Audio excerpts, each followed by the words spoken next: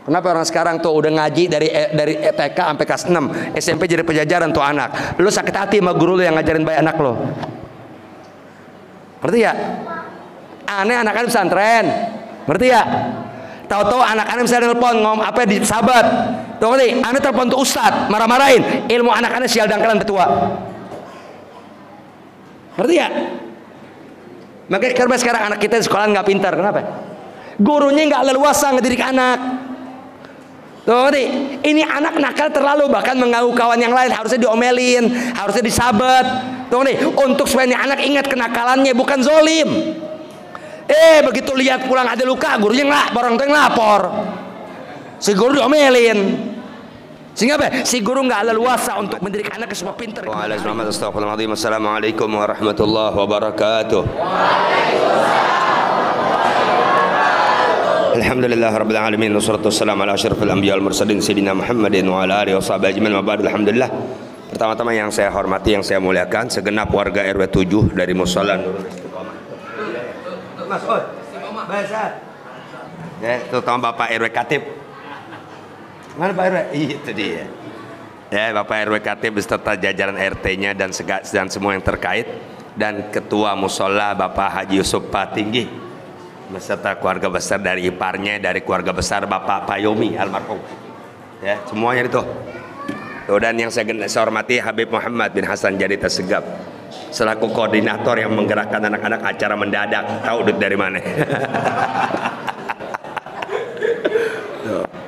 Ya, dan yang saya sama kita hormati, kita muliakan Al Habib Husain bin Ja'far Al Haddad adamallahu bagahu fina wa fi ummat Muhammad SAW wa razaqahullahu tamam as-sihah wa kamal al-afiyah wa hafizahullahu ta'ala min syarri kulli dhi syarr wa min syarri hasidin idha hasad wa nafa'an wal muslimin bihi fid din wa dalam taqabbal Allah.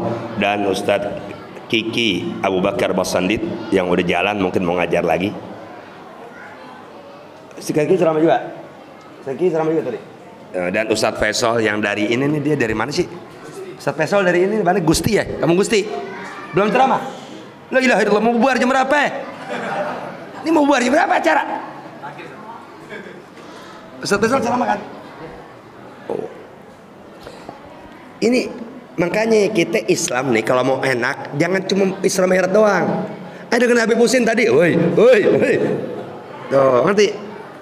Islam itu pengamalan dalam keseharian yang dituntun dengan ilmu. Itu tadi kan Habib Husin cerita tentang Nabi Muhammad SAW. Kita ini setiap tahun bikin Isra Mi'raj, setiap tahun kita bikin maulid Nabi Muhammad SAW. Itu tadi Al Habib Husain bin Ja'far Al Haddad ceritakan tentang Isra Mi'raj. Nabi Muhammad itu nabi yang paling mulia dari ciptaan Allah. Beliau bertemu dengan Allah langsung yang Allah nggak bertempat. Abi Halil Habsyi sebelum maulud beliau mengatakan tashhadu fiha dzatu lidzat. Tuh, zat arti zat Nabi Muhammad SAW. Zat Nabi Muhammad SAW yang tercipta dari nur Allah Subhanahu wa taala saat itu menyaksikan zat yang menjadi sumber kejadiannya. Itu tadi tuh. Jadi ini Isra Mi'raj sebenarnya Allahu Akbar, peristiwa yang agung. Cuma karena kita tahu agama Isra Mi'raj, tahu agama maulid, tahu agama nuzulul Quran, sementara kehidupan kita dalam keseharian enggak mewujudkan apa yang menjadi tuntunan besar Muhammad SAW untuk kita jalankan. Maaf nih, sekarang kita Mi'raj ya, besok pagi nanti pada buka aurat, besok pagi nanti buka aurat, ntar makan nanti tangan kiri, minum tangan kiri, sayang amat gitu. Itu ajaran agama Islam. Ya, itu adalah untuk diamalkan keseharian dalam kehidupan kita dari aktivitas yang kita jalankan. Ini sebenarnya nggak bicara makanan, mau ceritain Pak RW. Anda kan suka ngajar di sini Jumat sebulan sekali. Ya, ini yang hadir nggak sebanyak ini. Habib Husain bin Ja'far ngajar di Anawir nggak sebanyak ini. Habib Husain ngajar setiap malam Senin. Dari dulu aneh kata orang Ustaz Tauhid pengajian malam. Habib Husain maghrib ngajar di Anawir setiap malam Senin. Ustadz Kiki maghrib ngajar malam Sabtu. Enggak sebanyak ini. Padahal orang yang nanti di hari kiamat itu apa yang dapat kemuliaan dari Allah? Orang yang nuntut ilmu. Nuntut ilmu wajib nutrak dari Allah. Cari ibadah yang Allah terima tanpa ilmu, cari, nggak ada. Mustahil. Aneh dengan sekadar ilmu ceramah. Lalu dalam ceramah aneh tuh membicarakan sesuatu di luar batas kemampuan ilmu aneh. Pasti aneh menyesatkan Anda. Pasti. Pasti mutlak. Aneh ilmu aneh lah kadar. Tuh ngerti? Jauh dibanding Habib Muslim Ja'far Al-Haddad. Jauh dibanding Ustaz Kiki. Tapi aneh melihat dia ceramah, aneh mau seakan seperti dia. Pasti aneh akan salah, sesat, dan keliru dalam menyampaikan agama. Kenapa? Karena aneh udah berbicara di luar batas kemampuan ilmu aneh. Berarti setiap orang yang berbicara agama di luar batas kemampuan ilmu, saat itu dia orang nggak berilmu. Setiap orang yang nggak berilmu, nasihatnya akan kandas di telinga orang yang mendengarkan. Berarti ya? Jadi ini begini, tolong jadikan batu loncatan. Tuh, ya Allah tolong berkah Isra Mi'raj yang kami hadirkan, beri kami tenaga untuk kami bisa menjalankan apa yang menjadi kewajiban kami dari Engkau, yang itu sebagai kemuliaan buat kami di mata Engkau ya Allah, dengan tuntunan ajar ilmu dan baginda Nabi besar Muhammad SAW. Allahumma sholli alaihi wa alihi. Niatannya nggak mau ceramah, tahu nggak? Yang pikir udah terlalu malam. Ternyata Ustaz Faisal belum. Satu aja deh yang aneh ingat tadi sambil duduk ambil dengan Ustaz Husain bin Ja'far Al-Haddad. Satu aja yang aneh kasih ingat. Mau kaya nggak? Mau kaya nggak? Mau kaya? Tapi kekayaan Anda nggak akan pernah diburu oleh orang. Ente kaya, kaya terus apa lagi ya? Wah nikmat. Tapi kekayaan itu ya, itu menjadikan ente terhormat di dalam kehidupan ente. Ente kaya dan kekayaan ente nggak bisa dicolong oleh orang. Kemanapun ente jalan. Ente mau jalan kemana nih? Paling ente orang kaya. Tapi orang nggak bisa colong apa yang ente miliki dalam bentuk kekayaan. Dan kekayaan ente kekayaan yang paling mulia dari semua orang yang dapat kekayaan dari Allah Ta'ala. Mau? Mau nggak? Benar mau kaya? Kayak dunia akhirat ini, kayak abadi. Ada gak keinginan menghayal ingin dapat harta karun? Hah? Ada gak? Ada gak keinginan gitu? Kalau dapat harta karun enak kali ya. Dapat pusaka enak kali, betul gak? Nih yang saya tadi ingat Habib Husain, apa saya bengong tuh ngobrol sama orang tuh nih, tentu keingetan ada bahasa Imam Ali bin Abi Thalib radhiyallahu anhu karamallahu wajhah. Tuh ini ngomongannya belum lancar kan, Anda baru bangun tidur. Nih nasihat Imam Ali bin Abi Thalib. Ibu di atas ada ya? Ada. Tuh. Nih nasihat dari Imam Ali bin Abi Thalib.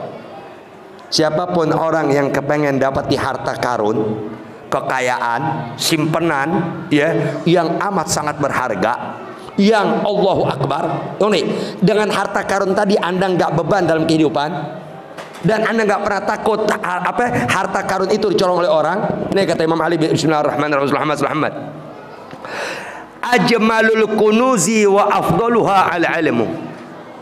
Al-ilmu ajmalul kunuzi wa afdaluha. Kata Imam Ali bin Abi Thalib, ilmu syariat agama. Ilmu, ini Imam Ali ya, bahasa Imam Ali. Ilmu syariat agama ajmalul kunuz. Dia adalah harta simpanan yang paling indah dari semua sesuatu yang indah. Ente punya mobil indah gak? Indah. Tapi was-was gak? Was-was, beban gak? Beban, takut dicolong, takut rusak, takut turun mesin. Itu simpanan yang hebat. Kenapa? Dengan mobil kita bisa kemana-mana. Tuh, ngerti? Tapi keindahan mobil yang Anda miliki tetap mengganggu pikiran Anda. Tuh, ngerti? Mau tidur periksa dulu. Ngerti ya? Takut mobil belum dikunci. Mobil udah dikunci, tapi rumah belum dikunci. Was-was gak? Was-was. Simpanan yang berharga dalam kacamata dunia itu merusak pikiran Anda. Tapi yang paling indah dari bentuk simpanan yang Allahu Akbar itu ilmu syariat agama.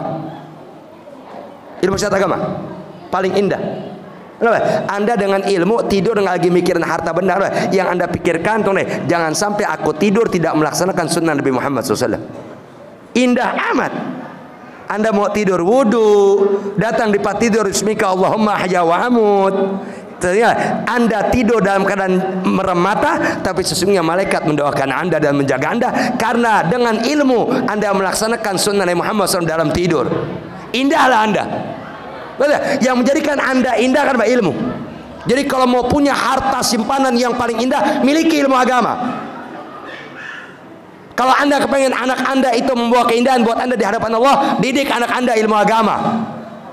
Masukin anak Anda ke guru-guru alibata. Tuh di sini ada Yujenab yang sekian tahun ngajar bata. Di Zawiyah ada, di Anawir ada, entah di rumah mana ada. Yang penting ngajar bata betul. Dan ada hasil kemanfaatan anak kita belajar bata. Apa? Dari waktu ke waktu ada pengenalan anak kita akan huruf Al-Quran. Berarti ngajar ilmu itu sebaik-baik simpanan yang apa dalam bentuk Allahu Akbar. Paling indah kata Imam Ali, afdalul kunuz. Paling indahnya, paling itu arti jamil. Jamil tuh indah kan ada tuh. Ya jamil, ada gue sih deh. Ya, ya Komarun. Ya kan? Kan Muhammad jamil. Oh, makhluk Allah terindah. Tuh. Imam Ali bilang kalau apa tidak ada yang paling indah dari semua bentuk yang indah kecuali ilmu. Ajmalul kunuz wa afdaluha.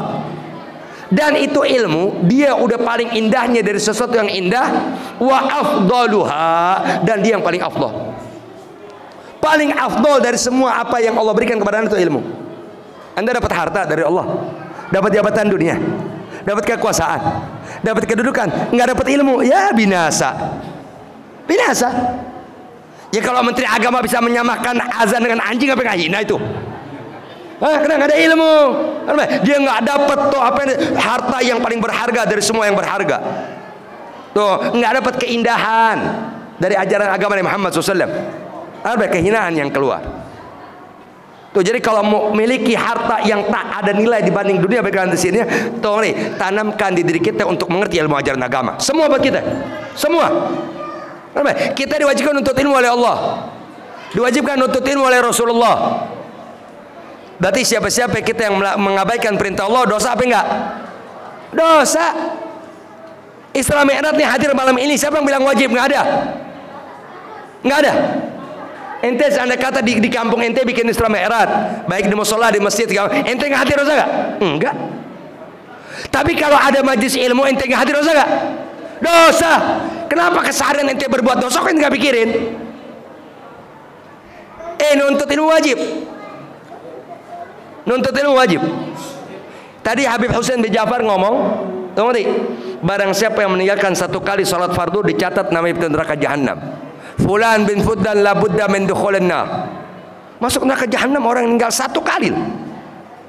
Berapa di lingkungan kita, keluarga kita, kerabat kita yang sehari-hari mengabaikan salat yang 5 waktu? Hah? Lalu kita nggak ingkar dengan perbuatan mereka. Berapa? Kemungkaran di hadapan mata, bahkan di dalam lingkungan keluarga kita nggak ingkar, lalu doa kita pengen Allah terima, mustahil. Mustahil. Berapa? Lalu kita menyatu dengan kemungkaran dan senang kemungkaran itu dilakukan. Jangan kata lingkungan yang lain. Dalam rumah tangga kita ridho. Mungkin ipar kita nggak sembahyang, mungkin besan kita nggak sembahyang, satu rumah. Nggak ada tuh ingkar di hati akan perilaku mereka meninggalkan kewajiban yang Allah wajibkan. Lalu doa anda kepengen Allah terima, hajat anda kepengen Allah kabulkan, urusan anda kepengen Allah mudahkan, mustahil. Anda hidup dalam kemungkaran dan anda menyatu tanpa ada keingkaran di hati anda dari kemungkaran. Maaf ya, anda bicara yang fakta aja dalam kehidupan.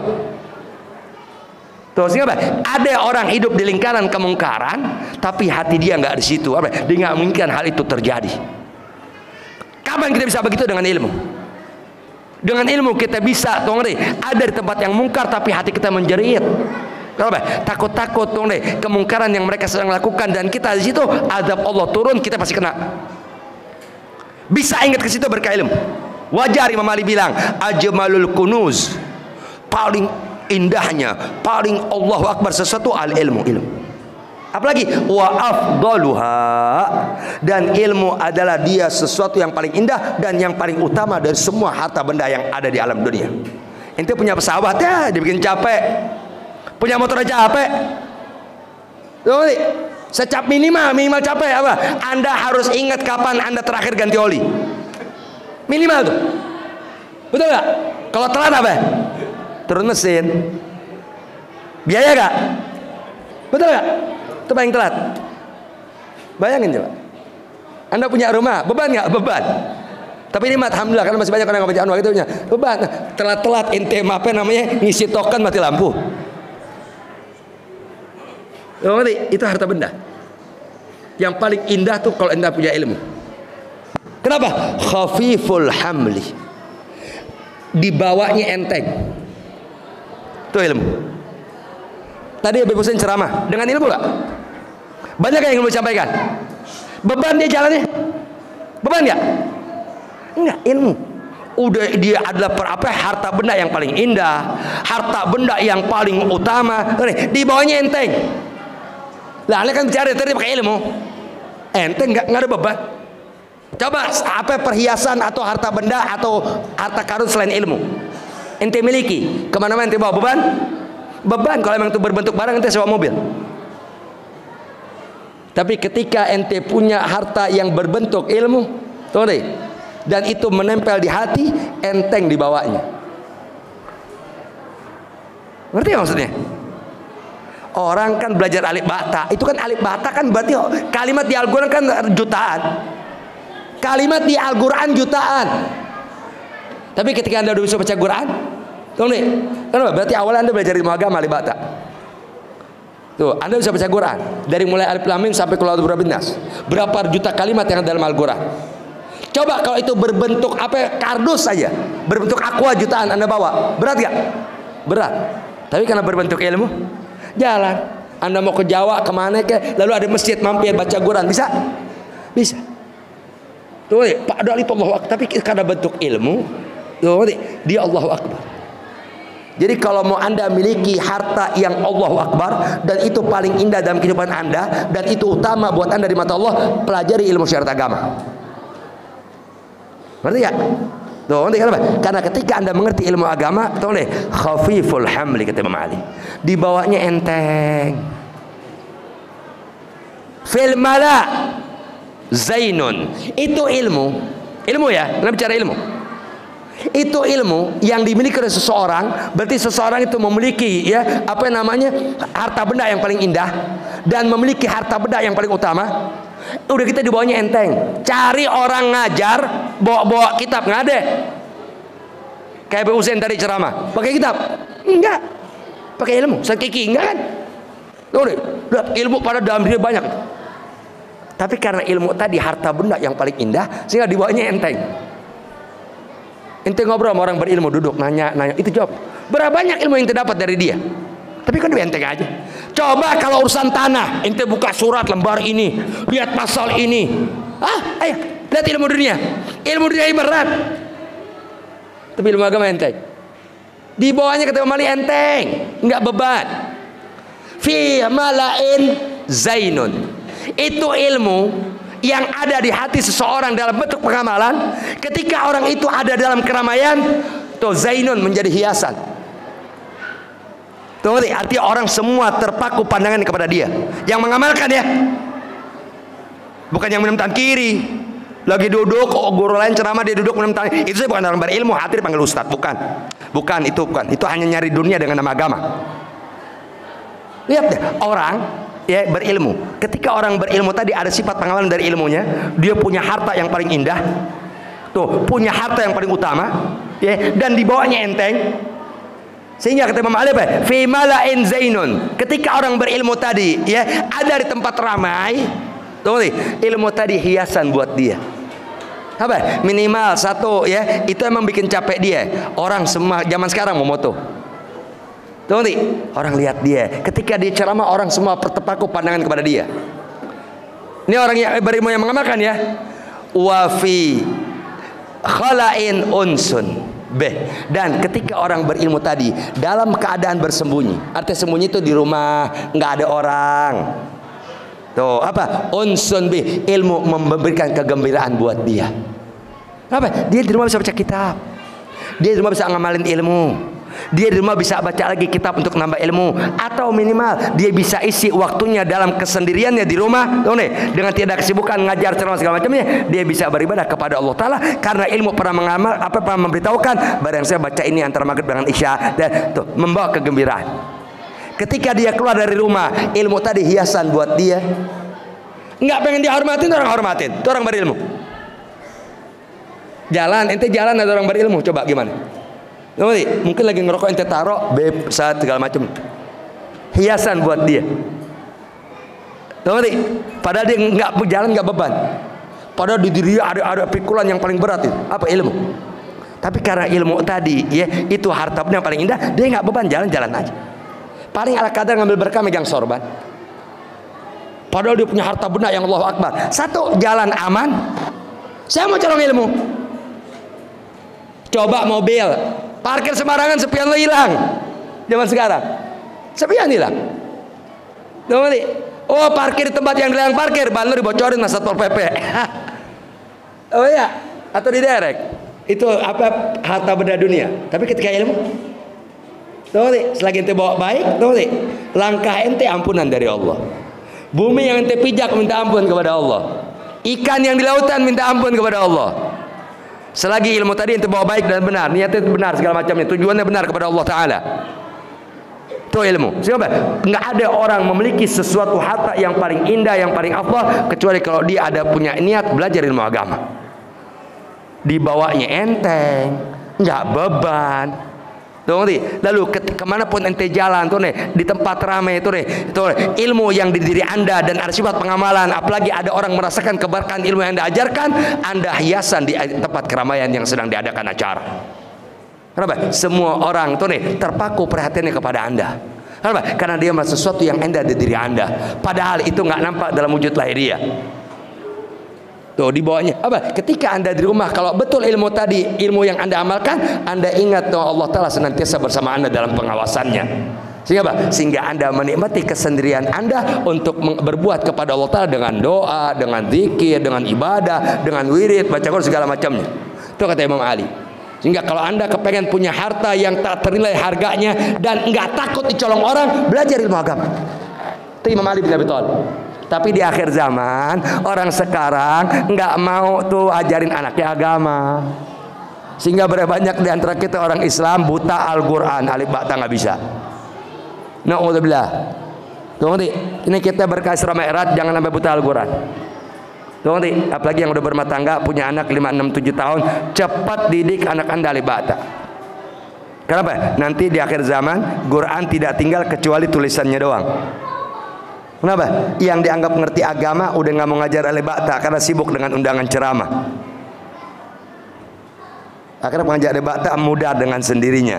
Berarti anak kita nggak ada lagi yang mengenalkan alif ba ta. Siapa yang dosa? Kita dosa, yang berilmu dosa. Tuh, aneh nggak bisa lama-lama. Jadi aneh nggak bisa lama-lamain. Tuh, jadi yang aneh tekankan, tolong jangan menjauh dari ilmu agama. Kalau aneh yang nggak bisa ikutin deh, mungkin aneh karena malam ini aja baru bangun. Maaf, di sini ada pengajian, di Anawir ada pengajian malam Senin tuh Habib Hussein. Tapi udah mau penutupan mau Ramadan. Tuh, ya malam Sabtu ada mau penutupan juga. Udah, sebelum penutupan hadir, dan niatin tuh nih berkah ente hadir di bulan Syaban ini. Ini udah bulan Syaban ini. Oh nih, kali ya keberkahannya Allah kasih, ente bisa dapat tenaga dari Allah untuk melanjutkan dan terus tetap di majelis ilmu sampai ketemu habis lebaran ketika pengajian dibuka lagi. Artinya jangan kita jadi orang Islam buta ilmu agama, jangan. Rezeki dijamin oleh Allah, tapi ilmu nggak dijamin. Kenapa? Ilmu wajib dituntut, wajib dipelajari, wajib dicari. Dan nggak bisa dicari ilmu dengan YouTube. Nanti harus dengan guru. Tuh, alhamdulillah kita masih ada guru. Dan udah gitu satu di antara kenalan baik kita, guru kita nih yang nggak ngajar di RW 7 tapi di luar, Ustadz Amir Hussein. Tuh Ustadz Amir Hussein nih, ya Amir Hussein Lubis sakit. Tuh ngerti? Stroke ringan apa yang nggak tahu deh. Nanti udah dapat kabar, cuma belum sempat nengokin. Tuh, emang yang tahu dia nggak ngajar di sini ya? Di RW 7 nggak ngajar ya? Ngajar di luar ya? Di luar tuh, di situ tuh Gang Rawa Bebek. Rawa Bebek, kenapa dia pernah pengundangan dari pengajiannya? Nah, dapat kabar kemarin 1 minggu lalu. Tuh, kata Ustadz Amir Hussein stroke. Ya Allah. Tuh, belum tentu ada penggantinya. Tapi kalau dunia ada, misalnya maaf nih Pak RW, maaf ya. Misalnya RW ada jabatannya nggak? Ada batasnya nggak? Ada. 3 tahun kan pemilihan lagi, ya nggak? Tuh, sekarang masanya RW ini habis, bahkan ganti. Ada yang nyalonin nggak? Kalau kurang kan nggak ada. Betul nggak? Makanya belajar agama. Ini yang muda-muda, yang anak-anak nih belajar agama, niatin tuh deh untuk nanti aku bisa mengajarkan ilmu yang aku pelajari buat orang-orang di zaman aku. Kalau dunia itu ada yang penggantinya. Ibarat kata RW masa jabatan 3 tahun, tuh deh. Karena dinilai baik oleh masyarakat dan masyarakat senang ya dengan kebijakan segala macamnya, tuh deh. Sehingga masyarakat tetap kepengen nanti pemilihan ini dia lagi. Kan begitu? Ya, atau segala macam si RW enggak ada, saya udah jadi. Coba yang lain dulu biar ada apa perbaruan. Ada kan RW yang lapang dada begitu ya? Artinya udah saya udah ngerasain. Coba yang lain kali diberi kesempatan. Itu dunia. Agama enggak begitu. Betul enggak? Siapa dulu Ustaz di RW 7? Oh nih, atau di Pekojan yang dulu Abdurrahman Jufri. Sebelumnya Syekh Abdul Arfan Baraja. Enggak ada penggantinya. Tuh nih, aneh Ustaz Kiki enggak seberapa. Tuh nih cuma cek-cek doang. Tuh seperti sebagaimana Ustaz Abdul Arfan, Al-Habib Rahman Jufri. Tuh kan enggak ada gantinya. Terus Kiai Haji Sarbini, almarhum abahnya Ustaz Sodri. Tuh nih, ada pengganti dia. Seperti dia ada. Ada enggak? Tuh nih, kita belajar agama dari sekarang. Yang punya anak niatin, ya Allah, tuh nih, didoain anak, tuh nih, biar ada keinginan mau belajar agama. Cari pesantren yang mumpuni, tuh nih, yang ada kesesatan di dalamnya. Tuh nih, yang ustadznya bukan cabulin santri. Kena ada kejadian, guru cabulin santri di mana-mana. Oh, bukan guru, memanfaatkan nama pesantren. Tuh nih, padahal orang-orang dia juga musuh Islam. Sehingga supaya nanti kesannya pesantren jadi tempat sarang pencabulan. Jadi untuk pesantren lain yang baik dan benar ditutup. Udah itu aja intinya. Masya Allah begitu rencananya. Padahal antara dia dengan segala macam ada kaitannya. Intinya apa? Intinya untuk supaya Islam enggak berkembang dalam ajaran. Kan pesantren tempat didikan. Tahu nih? Kok ada pesantren guru-gurunya segala macam ustaznya cabulin santri? Bukan guru. Tuh gila sampai berapa tempat dicabuli. Berarti kan bukan guru itu. Tuh nih emang tukang apa? Ini apa pemuas syahwat. Emang tukang mensek dia. Cuma mainnya di pesantren. Tuh nanti ada tuh nanti niat terselubung di balik perbuatan tadi apa? Untuk supaya kesannya pesantren tadi tempat pencabulan. Sehingga ada ditutup. Intinya apa? Intinya supaya Islam nggak ada lagi di Indonesia. Udah intinya begitu. Musuh Allah telah begitu kerjanya. Wa makaru wa makallahu Allah khairul makirin. Kebaca sama orang baik kebaca. Tuh, ya. Jadi ini kita yang punya anak kayak anak lagi pesantren. Tuh nanti. Nah kan pesantren, tiap telepon kayak gitu, niat belajar yang benar, niat ngajar orang nanti, jangan senang sekarang, selalu gitu. Belajar, nanti yang punya anak nih udah 5 tahun ngajiin alif bakta, tuh nih, kontrol, tuh nanti, dan jangan ngedikte guru ya, jangan ingat kita jadi orang tua, jangan ngedikte guru, terutama guru agama. Kalau anda mau berkah ilmu anak anda yang anda belajar di pesantren segala macam. Kenapa orang sekarang tuh udah ngaji dari TK sampai kelas 6, SMP jadi penjajaran tuh anak. Lu sakit hati sama guru lu yang ngajarin baik anak lo. Ngerti ya? Aneh anak-anak pesantren. Ngerti ya? Tahu-tahu anak-anak bisa nelpon ngomong apa di sahabat. Tuh ngerti? Aneh telepon tuh ustad, marah-marahin. Ilmu anak-anak sial dangkalan tetua. Ngerti ya? Makanya karena sekarang anak kita di sekolah nggak pintar. Kenapa? Gurunya nggak leluasa ngedidik anak. Tuh nih, ini anak nakal terlalu bahkan mengganggu kawan yang lain, harusnya diomelin, harusnya disabet. Tuh nih, untuk supaya ini anak ingat kenakalannya bukan zolim. Begitu lihat pulang ada luka, gurunya orang tua yang lapor. Si guru diomelin. Sehingga apa? Si guru nggak leluasa untuk mendidik anak supaya pintar kemudian hari. Tuh nanti aneh. Tuh nanti di sekolahan tuh di Tamboran 03. Tuh nanti anak-anak SD di situ. Tuh, Ustadz, Bapak Toha ya, iya. Aduh, Ustadz di kelas suka berantem. Pak, dari jam 7 sampai jam 12 saya amanatkan didikan anak saya kepada Bapak. Sehingga kalau Bapak lihat anak saya nakal dan Bapak ingin mengambil hukum sebatas kenakalannya, Bapak lakukan, jangan menang saya. Apa kata itu guru? Pak Ustadz, kalau semua orang tua kayak Ustadz, kita ngajar bebas. Namanya Ustadz Ahmad Bakhtiar, guru SD di SDN Tambora. Ngerti ya? Artinya dari jam 7 sampai jam 12 tuh SD. Kan anak kita di sekolahan. Tuh ngerti? Lalu nakal, disabet wajar gak? Wajar dong. Dulu kita pulang nih pagi mandi, di sini suka ada merah cuit sama guru. Ngerti ya? Apa kata orang tua kita? Nah, nakal di sekolahan. Gurunya disamperin, kita ditambahin. Ke orang tua dulu. Sekarang disamperin, Pak maaf ya anak saya diapain ya? Saya aja orang tua nggak pernah begitu. Tuh nih, ntar anak lu gede jadi bandar narkoba. Nggak ngerti? Atau kalau nggak jadi apa? Jadi provokator di lingkungan untuk tawuran. Hah? Guru yang mengupayakan anak supaya jadi orang berguna di kemudian hari. diri anak Anda dan diharapkan jadi baiknya Anda omelin. La ilaha illallah. Paham gak maksudnya? Jangan. Jadi kalau kita masukin anak, apalagi pengajian, misalnya masukin Yujenap, masukin itu tuh, tahu anak kita nakal segala macam, lalu dijiwis, anak pulang nangis, tuh ngerti? Kalau perlu ustazah atau Yujenap atau siapapun, kalau anak saya nakal nggak apa-apa, omelin aja. Saya yakin nggak mungkin Yujenap ngomelin karena sakar, karena benci, enggak. Gituin, si guru leluasa. Siapa? Awas ya tuh, ibu kamu, bapak kamu udah jalan saya. Awas besok nakal-nakal, you sabat atau you omelin, you gituin. Tuh, sehingga si anak tuh, si guru enak, leluasa dan betul tuh memperhatikan anak tadi untuk dia berharap karena dia merasa amanat dari orang tuanya untuk mengenalkan anak ajaran agama. Itu harusnya. Ini enggak dilaporin. Orang tua datang, guru disemprot, segala macamnya. Aneh begitu pernah ada di Zawiyah sekali. Yaudah anak lo keluarin dari Zawiyah. Keluarin. Nggak posat bisa lapor polisi. Udah keluar. Bawa sial buat yang lain. Ngerti? Emang ada di pondok nggak ada sahabat apa? Tuh, emang ada di pondok nggak ada setrap apa? Nah kita sekolah aja setrap kok. Dicubit nih cambang dulu nih. Ya Allah, nih.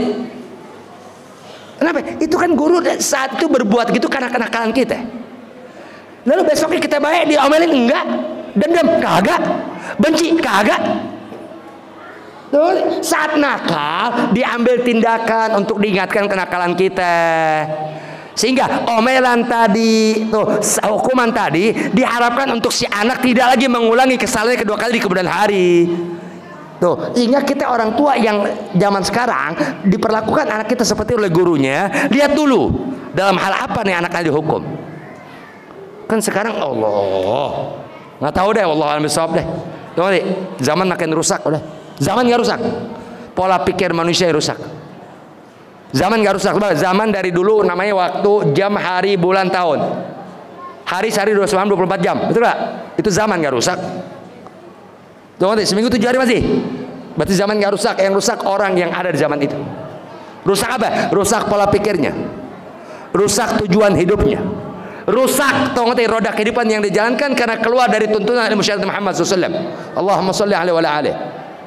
Tuh, jadi kalau ente mau jadi orang kaya nggak beban dalam hidup, miliki ilmu agama.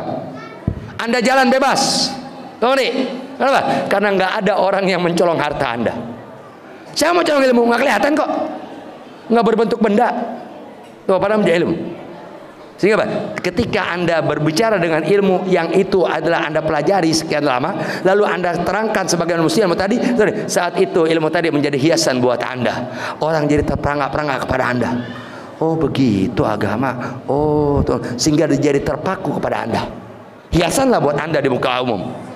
Tuh, dan ketika Anda dengan ilmu tadi menikmati ilmu tadi dalam pengamalan, ketika Anda dalam kesendiri, Anda rasakan kegembiraan dalam mengamalkan ilmu. Lebih kurangnya minta maaf. Assalamualaikum warahmatullahi wabarakatuh.